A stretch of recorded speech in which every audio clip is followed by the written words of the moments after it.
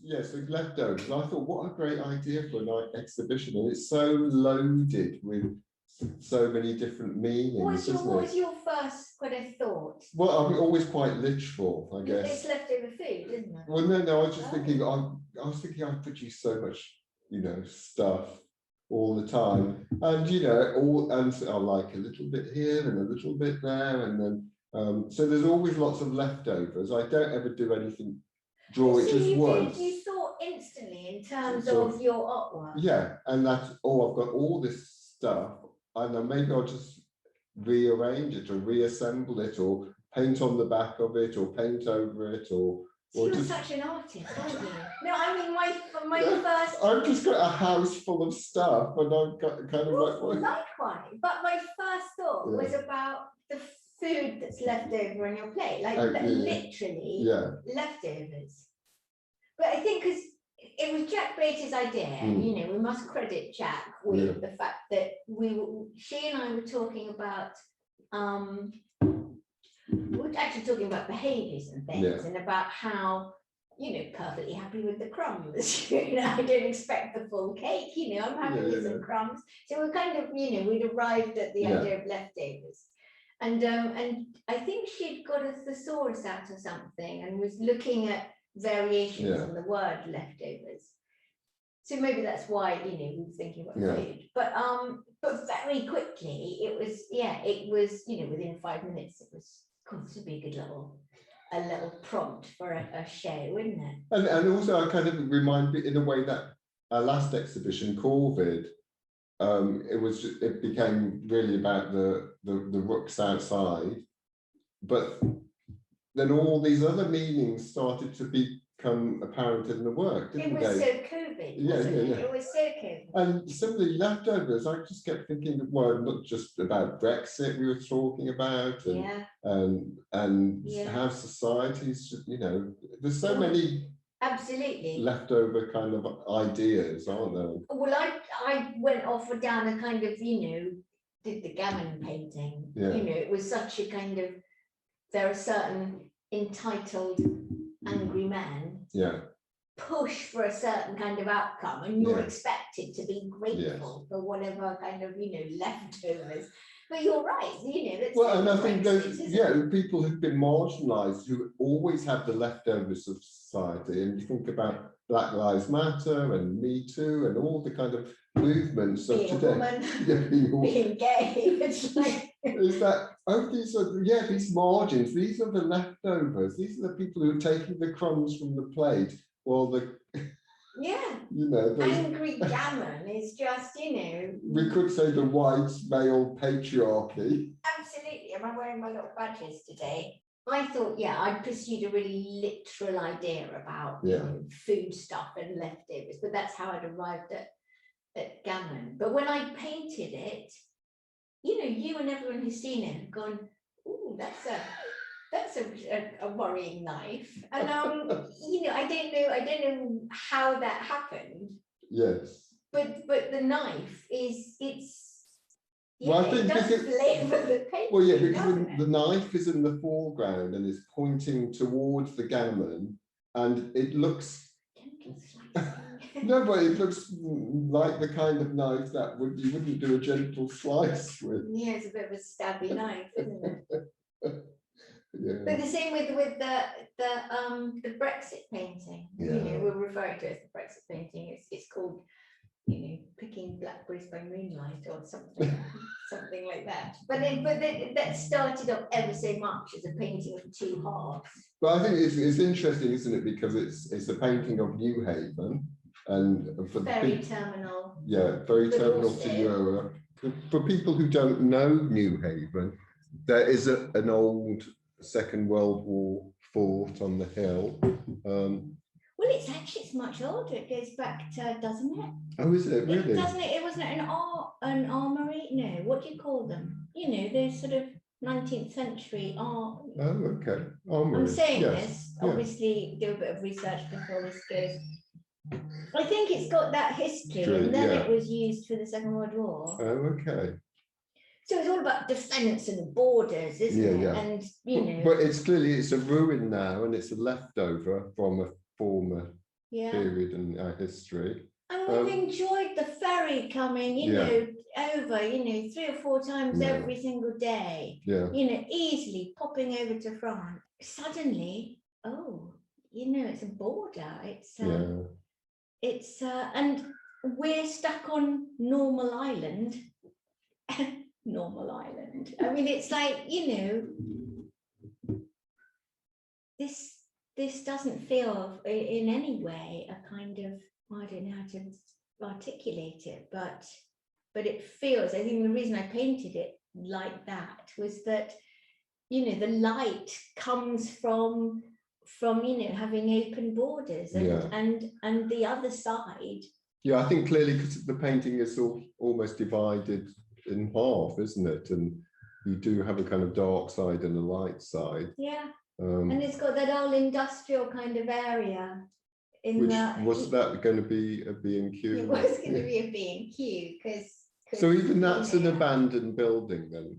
So well, I thought, you know, what do British people do? You know, we make our homes into little castles. We do DIY. You know, and castles. What are they? You know, they're all about, you know, keeping out the riffraff, aren't they? And it's so even the bit of fence is a bit of detritus that looks like it's been left from, you know. But it was really important that I painted. The reason I painted the blackberries was because they are free. They are freely available. They are in abundance that we can stroll out and gather them for free. You know, on our doorstep, and they work their way through the fences. And they're always on the edges. They're kind of leftovers in themselves in a way, aren't they?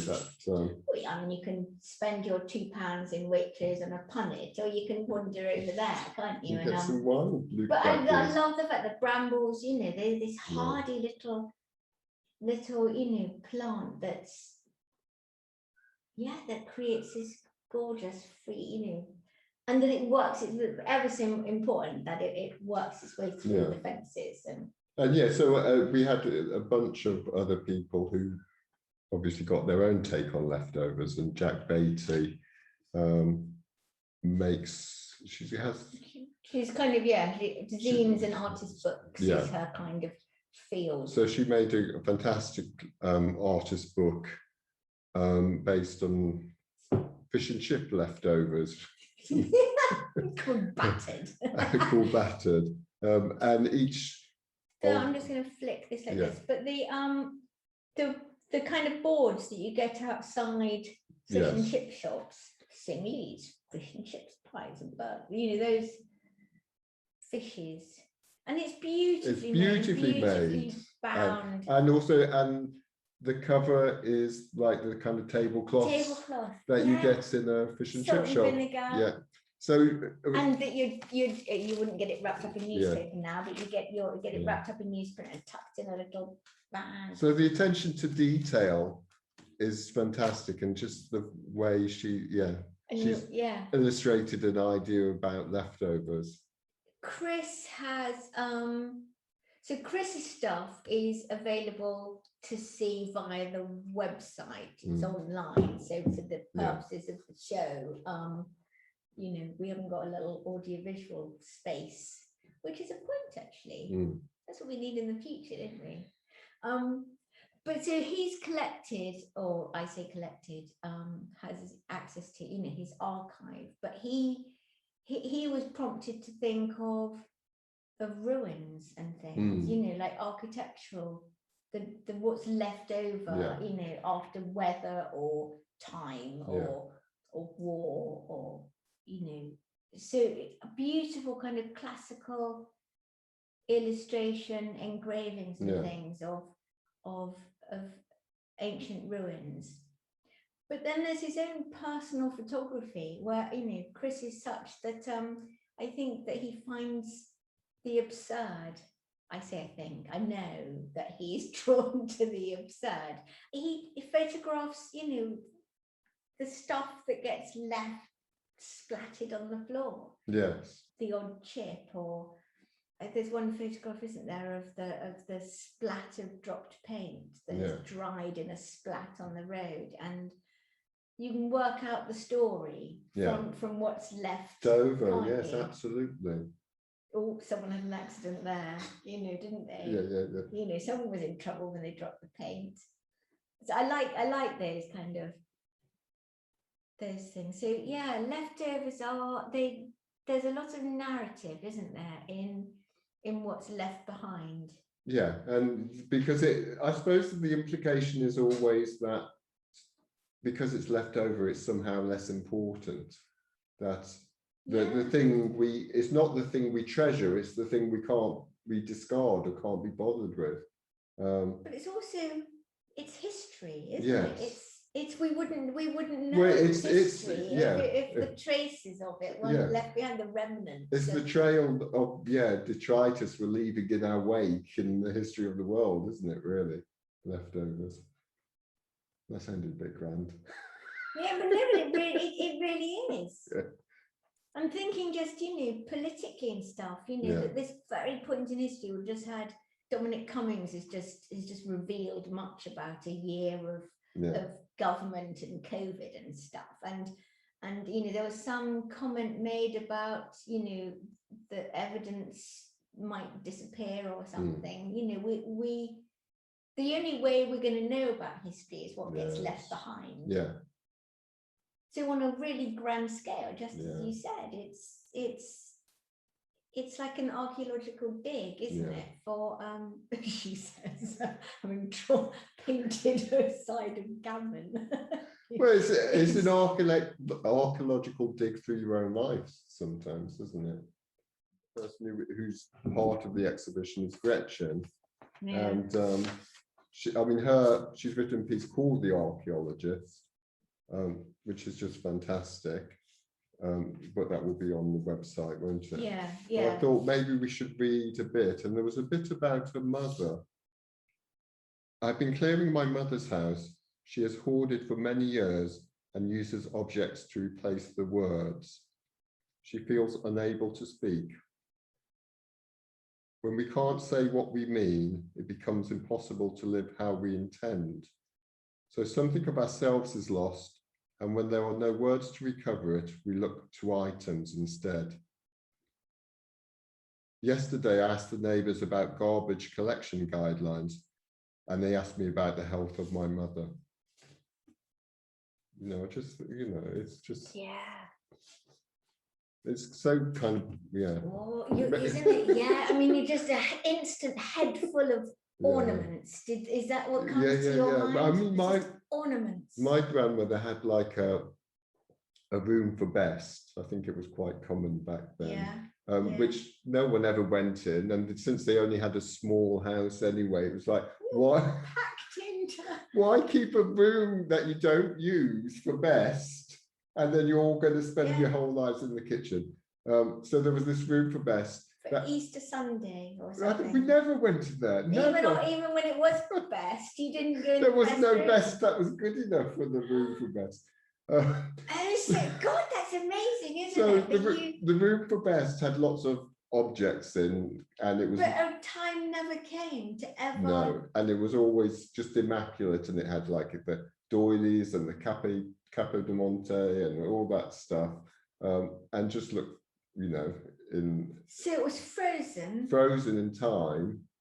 So like a statement of intent that a day will come when this room will be, the Queen will knock on the door and we will serve tea in this room. But even on Easter Sunday, we never went. You wouldn't get to eat your tinned salmon sandwiches in the best room. No.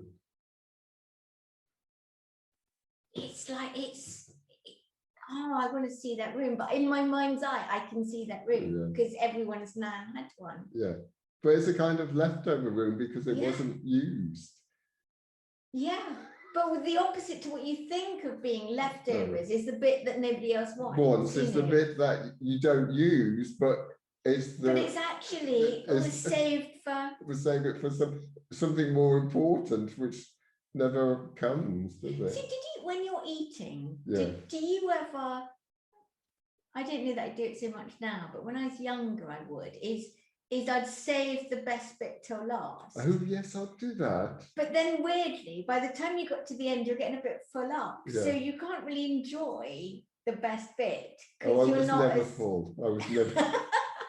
But that's do you know what I mean? It's like yeah. why save it to last if it's going to affect your... Yeah. Because when I was a child and you didn't ever leave leftovers because of the people starving in Ethiopia. Yeah, no, exactly. Yeah, and I was starving in the world. Obviously, I ate. You know. I was still eating meat because I had to eat what I was given. So we'd have like pork, and there'd be pork crackling. So that was the left. I always left that till the last. Yeah.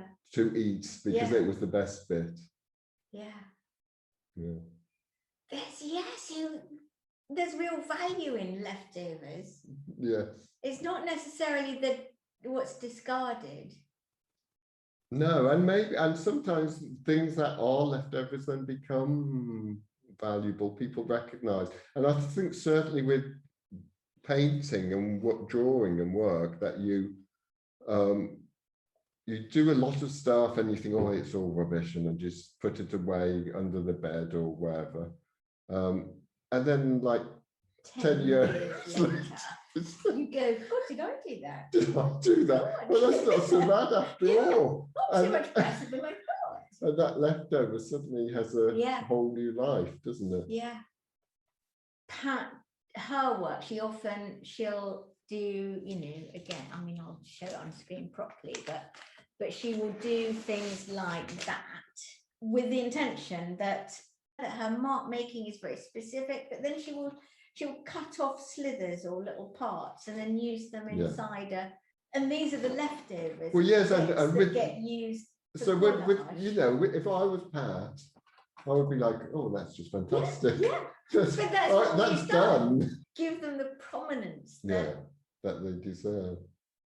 And we should mention Pat's sketchbooks again. Most of this will be on, because they're so fantastic, and they're just full of wonderful sort of collages of mark making and.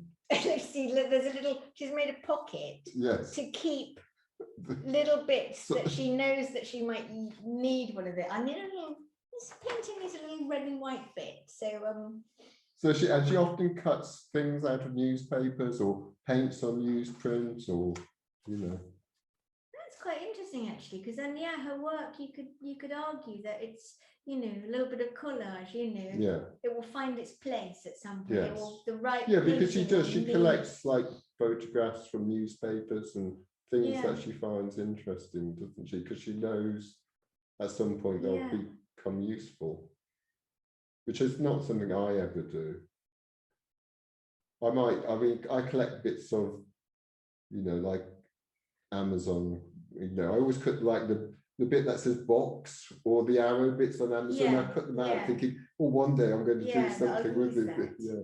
But you do use, you. But I don't really buy. Oh yeah, I do all that, but because I don't really buy newspapers anymore. But you use cardboard packaging.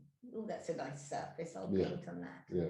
But then your work for this show, that you instantly kind of, you know, found work that you produced that hasn't sat for long enough. It hasn't had its 10 years. It hasn't had its 10 years. And yes, and you see what will happen then. I'll be like, why did I cut that out? Or paint on the other side of it. You know, why? That's what when you said to me that you showed me one of the cutouts and you turned it over and you said, do you recognize this was the sea from that? You know, that painting of that we did for the NEWHAVEN, for Nick and Helen's show at the NEWHAVEN thing, which is oddly enough where that NEWHAVEN painting. And I painted these paddle borders on big pieces of card. Big piece of card. And I kind of liked them, but I wasn't happy with them. But there was bits I liked. So then I was just like, did you just turn them over and paint on them and then? No, I cut out. So I was like, what should I, you know, so I started cutting out the shapes of figures. They became very abstract because of the marks. When I'm going to just retrieve one. Because you couldn't recognize I'm going to find one like that. Is that an obvious one that's got a kind of I can't. So that was something. I think that was a big. That was the thing I did for Trinity Boy Wharf. See, you know that big horse painting I did for Trinity Boy Wharf. yeah. So that was so I cut that out and created this figure, and then I'd paint on the other side. But then, so those sides are often more interesting than the sides I've painted. Well, the weird thing is, I'm drawn to the ones, the cutout, the leftover sides, because odd things happen, don't they? Oh yeah. I mean, I know that I'm going to rummage, and I'll find them but there's one somewhere. That's one there. No, the other one before. This one. That one. Was the sea. Oh, that one. That was the paddleboarder one, and that was the sea. So then I cut it out and then painted. You would never have painted him like that. No, exactly. That's what I liked about it. But look at him now. The way his legs have got that ochre colour, and the side of his face has got that little bricky colour. Yeah. You would never have done that, but your brain goes, yep, side of the face, hand, flesh. So yes, you fill in the information, don't you? Even when it was never intended to be. And also, can we mention that all of your little figures, nearly all of them have got an arm that goes up like that? And actually he's like a teapot, isn't he? I wouldn't have painted that. I wouldn't have done that gesture if I hadn't got a stiff neck from spending too much time on my phone. A leftover result of COVID. But compared to other shows we've done, I mean, this one, it felt to me like this one, it got put together really easily. I think we're getting the knack of it, aren't we? In a sense that it's always exciting and fun, and it always makes you think about stuff in a different way.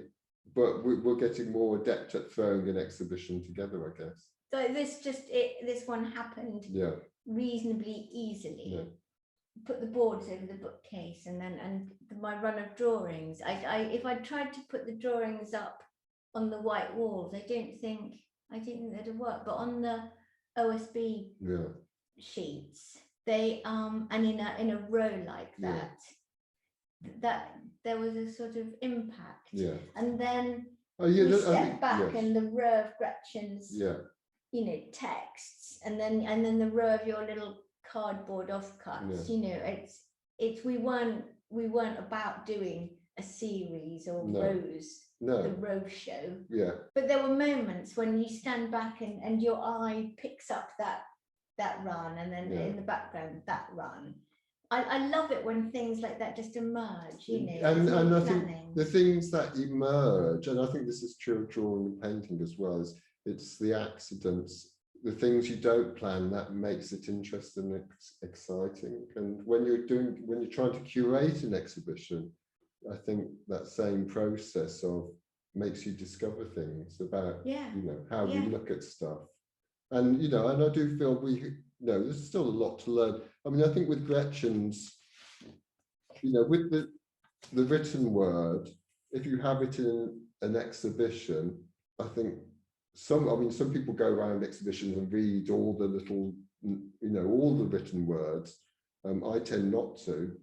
And I think it's a shame when you don't, because something like this is so fantastic that it needs to be read.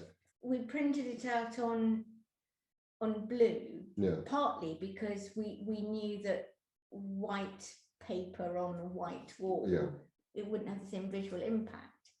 And then as it turned out, the printer gobbled up 2 sheets of blue, so that the last 2 sheets got printed on the white leftover paper in the tray underneath. And we just said it's how it turned out, and it's being able to make those kind of seemingly relaxed decisions, but trusting in it. And I think there's something to do with problem with the modern world is to do with homogenization, that people make decisions to try and make everything right all the time. So they want a certain look, and they're trying to achieve a rightness of how things look, and then in fact, it becomes the triumph of the bland because everything looks the same. And so it's those kind of accidents when things look a little bit off kilter or not quite right, that actually excites the eye, I think. You kind of. Well, I mean, we can, and confess that, you know, our plinths were what we found in our gardens. You know, we need some. They were carefully crafted. Carefully, but you know, that having the confidence to think that's the right size and shape. Yeah. And for this particular show, deciding to leave elements of the domestic remain visible, that we, you know, in this instance, it can be left. Yeah, because they're leftovers in themselves, aren't they? Those.